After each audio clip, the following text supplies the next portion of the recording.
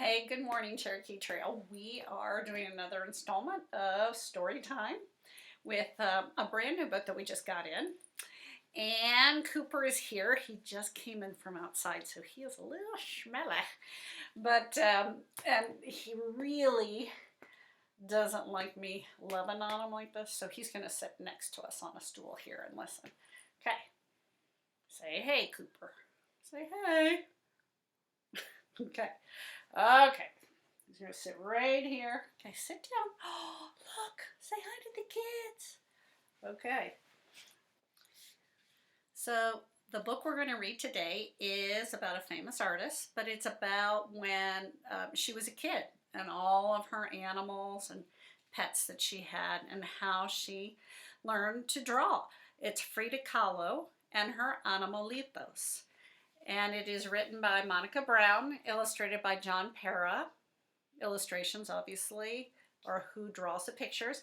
It was given the Pura Belpré Honor Book, which means that it's recognized for writing about people who contributed to Latin American culture, either grew up in Latin America, South America, the countries all that live south of the United States on the map, or possibly they grew up in the United States and they have an Hispanic background and family tradition.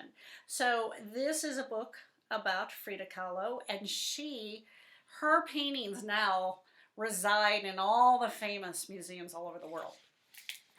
But at the time when she was a kid, she had no idea that was going to happen, and she actually had some things happen to her that was sort of struggles. And yet she persevered.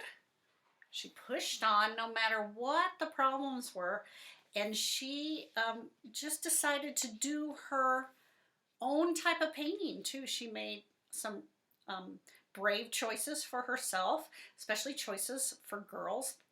When she was a young girl, girls didn't make the same kind of choices that she chose, and so she really was a strong person.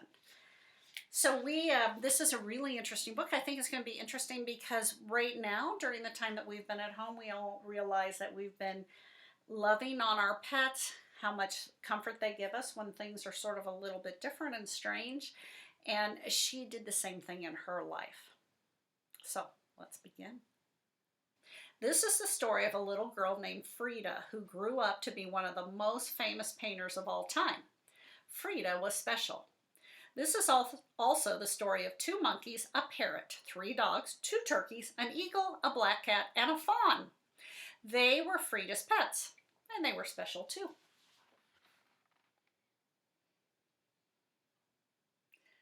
See all of her pets there. See them all? So yeah, she's using them as models. Frida had a parrot named Bonito. Like her parrot, Frida was colorful. She liked to wear bold shades that celebrated indigenous Mexico and her own heritage. She lived in a house the color of a parrot's bright blue feather, La Casa Azul, where she grew up with her mom, dad, and sisters.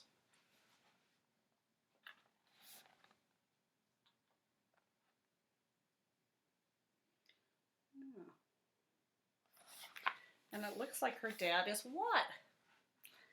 She has 3 sisters, a mom and a dad.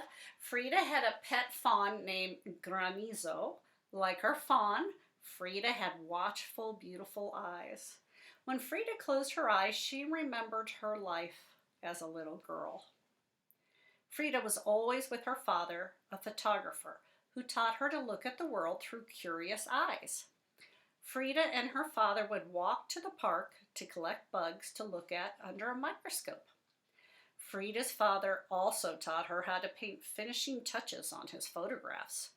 Frida loved the small brushes and the beautiful colors.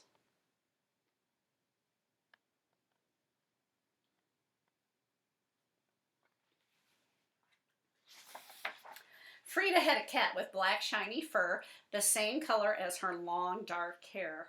Like a cat, Frida was playful.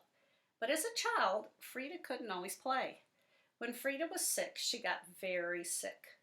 She was in bed for a long time. But little Frida didn't get sad or bored. Instead, she used her breath to make mist on her window, and then she drew a door with her finger. Frida used her big imagination and curious eyes to walk out the door with a magic friend, a little girl who danced and played like a kitten. She's using that thing that we're always teaching you to develop, your imagination, creativity. Frida was independent like a cat. Frida's sickness left one of her legs different from the other, and children made fun of her. But this didn't stop Frida from skating and riding bikes and rowing on the lakes at Chapultepec Park so that her leg could get stronger. Frida was not afraid to do things other little girls didn't usually do. She wore overalls and boxed and wrestled.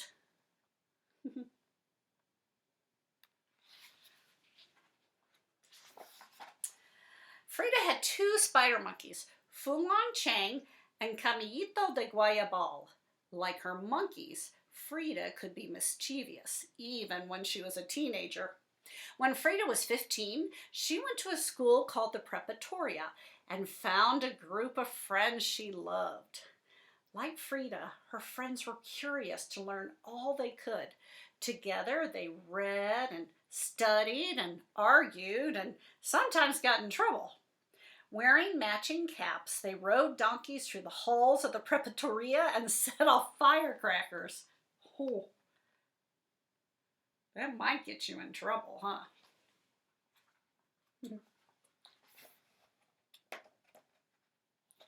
Frida had an eagle named Gertrudis. Like her eagle, Frida's imagination could fly high. And when Frida was 18, she was in a terrible accident. And once again, she had to be in bed for many months. This time, Frida didn't create a magic friend. She created art. Frida's mother made her a special easel and hung a mirror over her canopy bed so Frida could paint. Frida used her imagination and curious eyes to do just that. Feet, what do I need you for when I have wings to fly?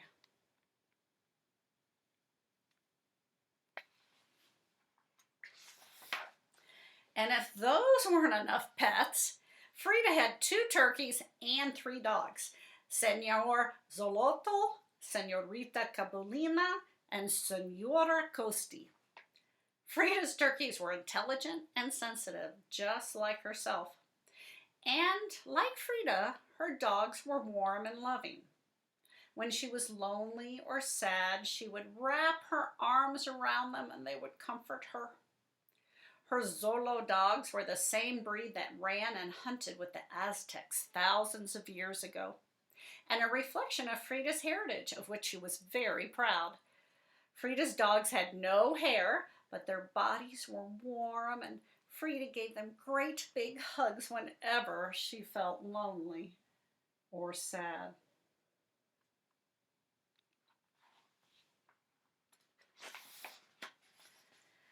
Frida's Animalitos were spirited and entertaining, just like Frida.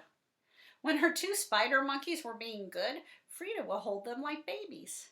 When they were being mischievous, they would steal socks and fruit and leap through windows so no one could catch them. Her parrot, named Bonito, liked to snuggle under the covers while Frida took naps and would do tricks at the dinner table for pats of butter.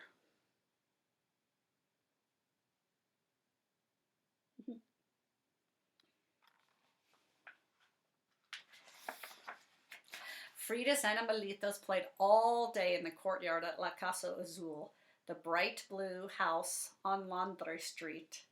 Her husband, Diego Rivera, even made the animals a pyramid to climb on so that her pets could roam freely. How fun is that? That's something you could create for your pets.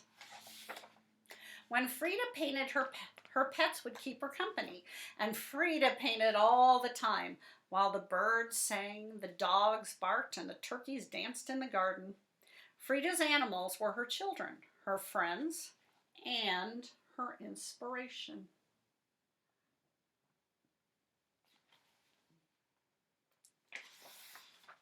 Frida painted when she was sick and hurting, and Frida painted when she was happy. She also painted when Diego was gone and she was sad. But Frida was never really alone at La Casa Azul, the bright blue house on Laundry Street. She had her Animalitos and herself, and she painted both.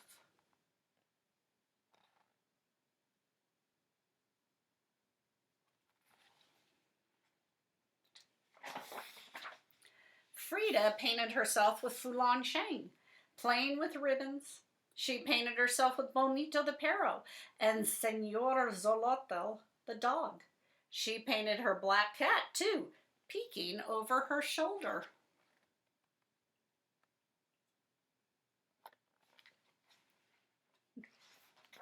Frida painted herself with all the pets she loved so much, and even butterflies and caterpillars. Her paintings were magic.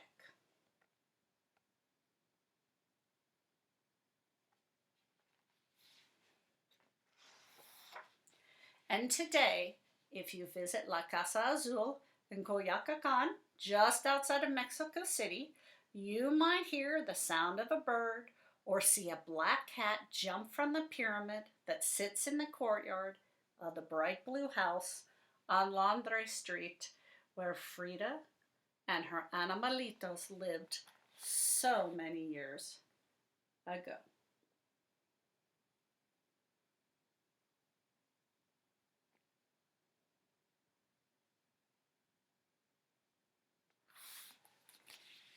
Oh my goodness. And it's Museo with her name. It's a museum. They've made her house into a museum. How cool would that be?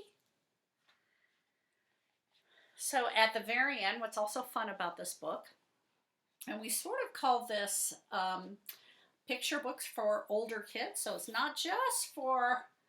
um, it's not just for our primary grade friends, but for our older middle grade friends too, because it is a factual story about a person, an artist, and then it gives you a bunch of information at the end called author's notes.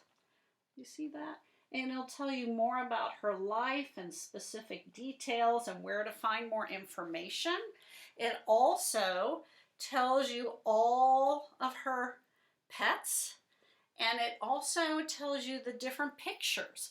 So some of these pictures in this book are based on pictures that Frida actually painted and hang in various museums around the world.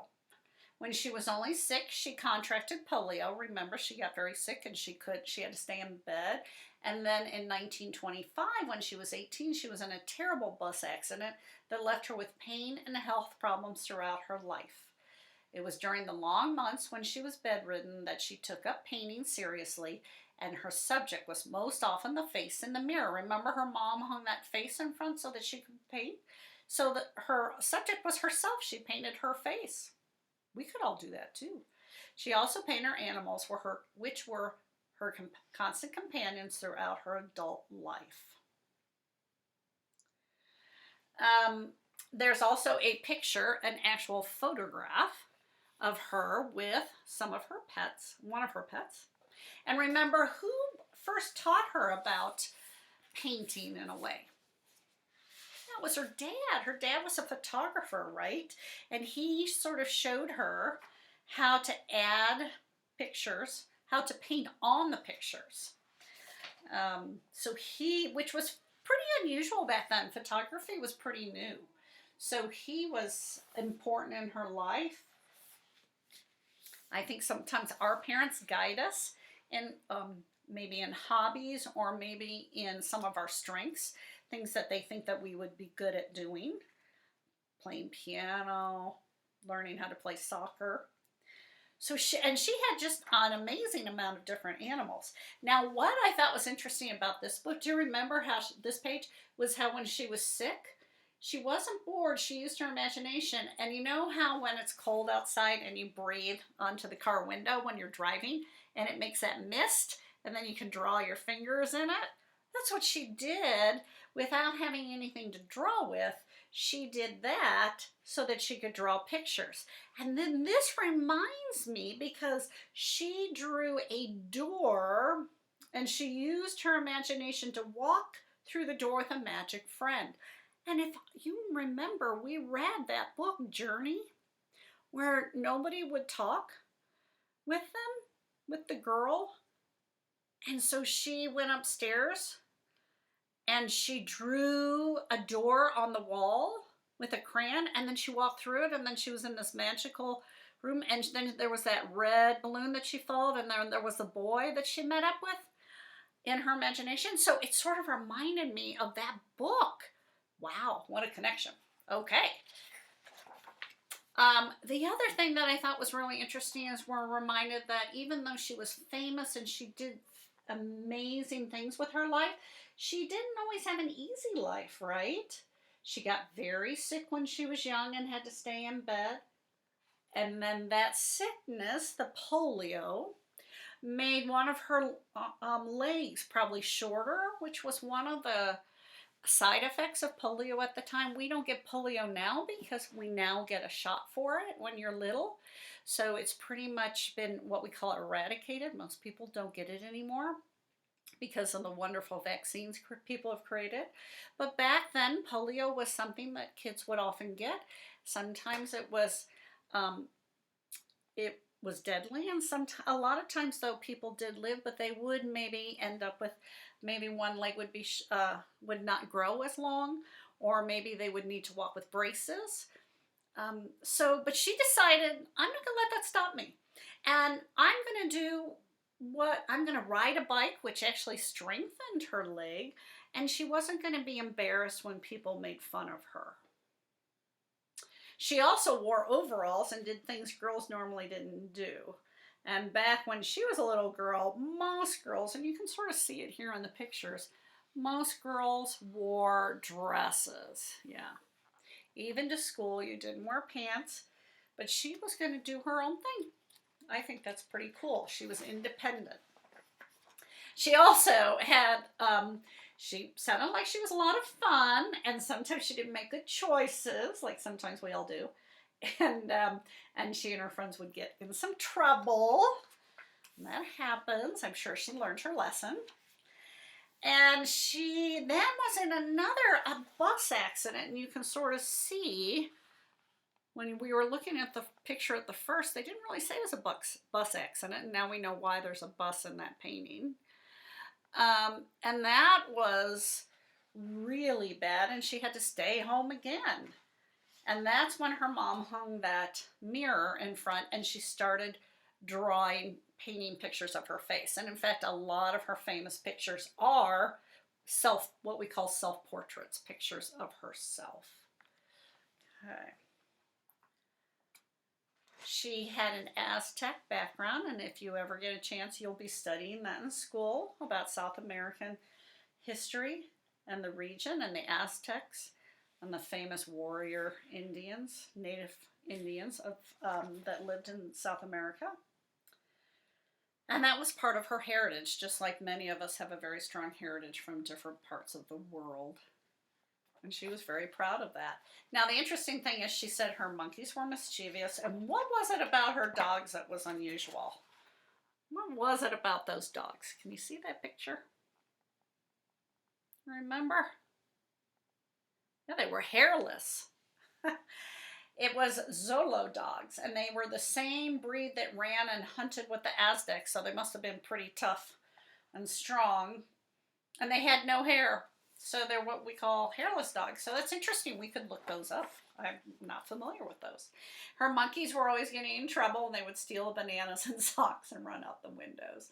But her parrot, Bonito must have been a boy because Bonita is pretty. so bonito, handsome, would sleep with her. And then he would do tricks to get what? What did he like to eat? What was his special treat? Yeah, pats of butter.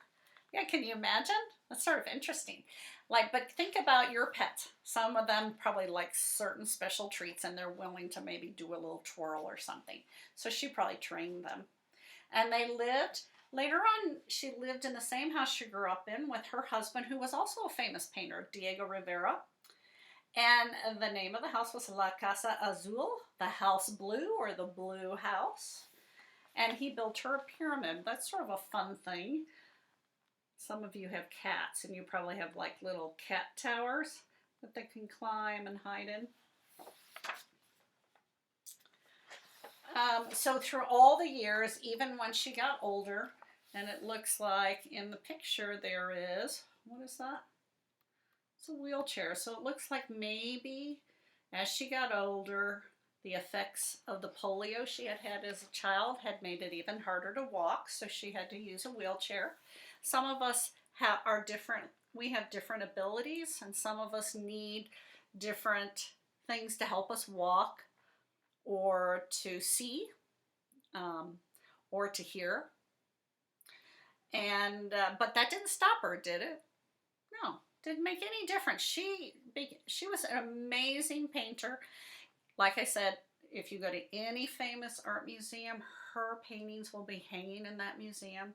And so she didn't let things like this, and you can sort of see she had a special boot over here, which would have helped straighten out her leg and give her strength when she was walking. She didn't let that stop her. Yes, maybe it was a little bit harder for her to do certain things, but she just overcame it. And I think that's the story I love about her. And honestly, until I read this, I did not know that she had had polio and had those struggles. I just knew she was famous and I'd seen her pictures a lot, her paintings. Okay, I love these kind of stories. So if you ever go to Mexico City, just outside of Mexico City, you will have to go to La Casa Azul and go to the museum, which they made the home that she grew up in and lived in all her life. They made it into a museum. Would that not be fascinating to see? So just outside, not too far. Mexico City is not so far. Just Mexico right below us, just south. I love these kind of books because they're fun. They're not super long and they're not like reading a whole long book about a person, but I certainly learn a lot of interesting facts. And it sort of inspires me to do something that I think might be too hard for me to do. Because if she could do it, maybe I could do the hard thing too. Okay. I sure miss y'all.